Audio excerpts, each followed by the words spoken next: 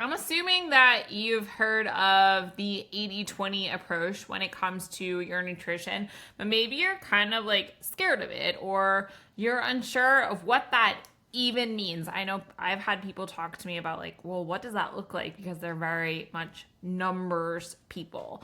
So whether you're unfamiliar or you're just unsure, we're going to break it down today and go through so you can use this strategy to your advantage when it comes to your nutrition and making long-term progress in the ways that you want. I view this because you're going to have more success, and this is proven. This is evidence. There is so much evidence here. You'll have more success if you aim to be solid with your nutrition 80% of the time instead of 100% of the time. When people aim to be perfect, when people aim to be 100% of the time, they inevitably hit a wall. They're going to burn out. They're cutting out things that they actually enjoy. And so this is where we bring in 80-20 approach, really aiming to be solid with your nutrition 80% of the time, meaning that 80% of the time you are doing things like maybe tracking and weighing your food and measuring, or eating certain foods that are less nutrient dense and are just very yummy. It's totally unsustainable to be 100% consistent with these things, with tracking and weighing and measuring your food all of the time, with only eating things like chicken and potatoes and vegetables all of the time. You will not be able to actually enjoy your life. It's going to feel really noisy in your head. You're not going to really be able to enjoy things like events that you go to. And your progress is going to be pretty limited because your adherence will be hard. It'll be really hard to adhere to this plan long term. And very likely you'll continue to have a poor relationship with food. That's what I see people go through cycles of so much of the time. So really leaning into 80% of the time, your nutritional intake is nutrient dense foods. 20% of the time, it is less nutrient dense options. 80% of the time, you build your meals with balance in mind, with nutrients and with calories or energy. And then 20% of the time, you may be like, cut yourself a little slack with amounts and with measuring methods, and allow yourself to put your tracking app away and enjoy the dinner at the wedding that you're at, etc. When we think about 80-20 approach, we're thinking about what foods contain calorically and nutrient wise, but we're also paying attention to how you feel when you eat certain foods, because this is going to be really huge. And we're getting away from calling foods good or bad, and we're looking more at foods in how they make us feel physically. We're also looking at, what amounts are okay. Maybe certain combinations feel much better for us, or maybe we're okay with sacrificing feeling our best of the best in order to have a certain experience. And also looking at what's possible when you intentionally build in the less nutrient dense foods. You don't go through a cycle of being good during the week and then the weekend you feel off track, or you go on a vacation and then you feel completely off track afterwards. We're building these things into your life. And what happens when you're mindful, when you can, build these things in with a better mindset and working on your eating behaviors with them? Maybe you're actually starting to learn that you can say no to foods without feeling like you're white knuckling through self-control and willpower. Maybe you can have foods and like not finish them and feel okay and satisfied with them. See what's possible. Play with this. Some strategies that you can use.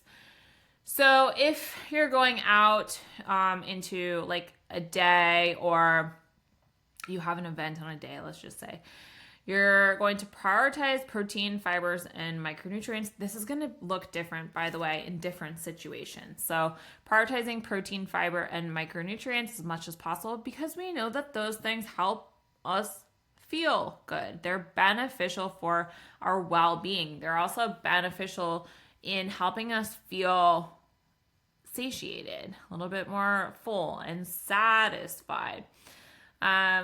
Also looking to build in less nutrient dense food that you really want, because it serves you in a different way, right? Food can contribute to more than just fuel. It can help us make memories. It may be parts of special occasions, maybe part of creating the experience you want to have. Like you're traveling and you want to try a local food specialty, or you're at a wedding, or it's your birthday or something like that.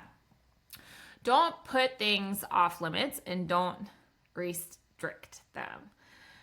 Remembering that how you're viewing the food is important. So when you think to yourself, I can't have that, your mind actually wants it more, right? We think about kids when we say, don't do that, and that's what they want to do. Or if someone tells you like, I know a secret, but I can't tell you, you want to know that secret that much more. So instead, really leaning into intentionality and leaning into mindfulness and thinking about if that food's going to serve you, choosing to have it, to include it, or not to. Remember that you are in the driver's seat. And if you're looking at a day, then maybe knowing like, hey, I'm going to have some of those 20% foods later today. So the rest of my day, I'm going to really lean hard into the 80%.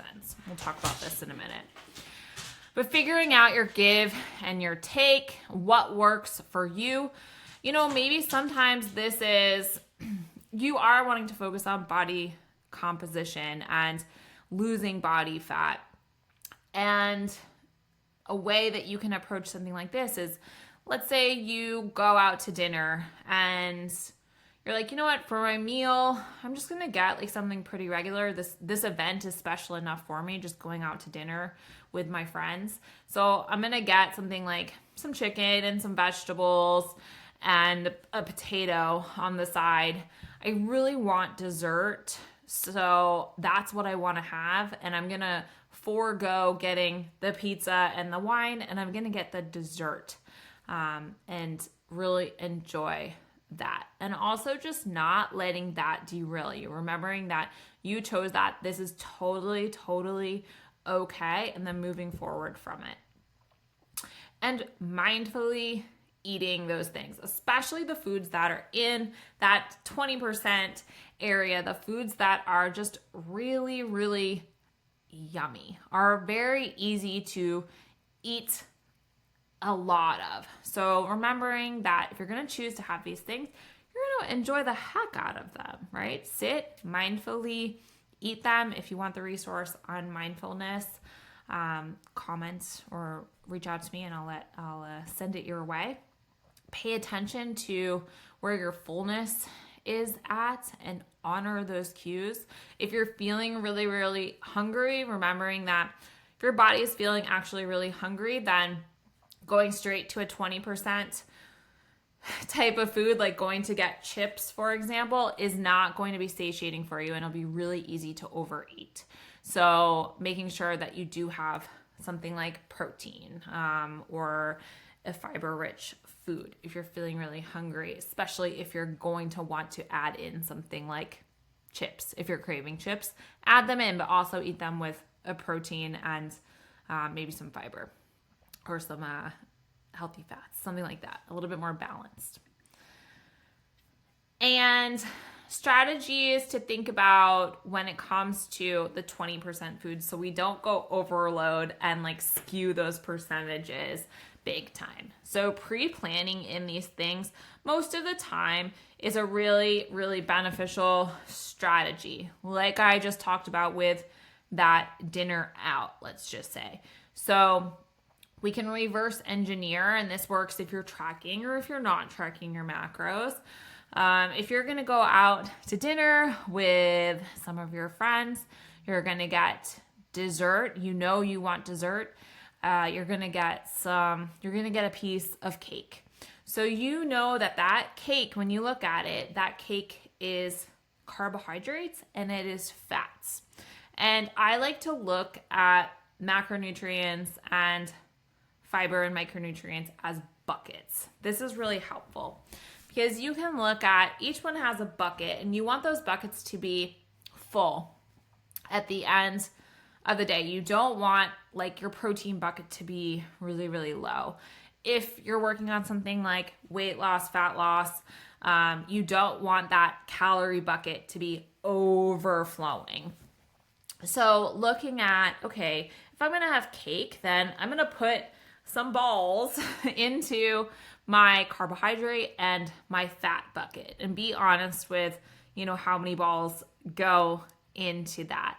And then, in the rest of your day, you really are going to prioritize your protein, your fiber, your carbohydrates, and your fats are going to be maybe a little bit less throughout the rest of the day. And you're going to lean into foods that help keep you full, that help keep you feeling good, that help fill up the fiber bucket and the micronutrients bucket, and help you with that calorie bucket being in an area that you want. Hopefully that made sense to you. So that is a little rundown of how to approach 80-20. If you have any questions whatsoever, please don't hesitate to reach out to me. I would love to chat more about it. Remembering that this can take time, and it's totally okay that, if you make mistakes along the way, or if you skew those percentages along the way, it is totally okay. Learn from it and move on with that experience and with those skills.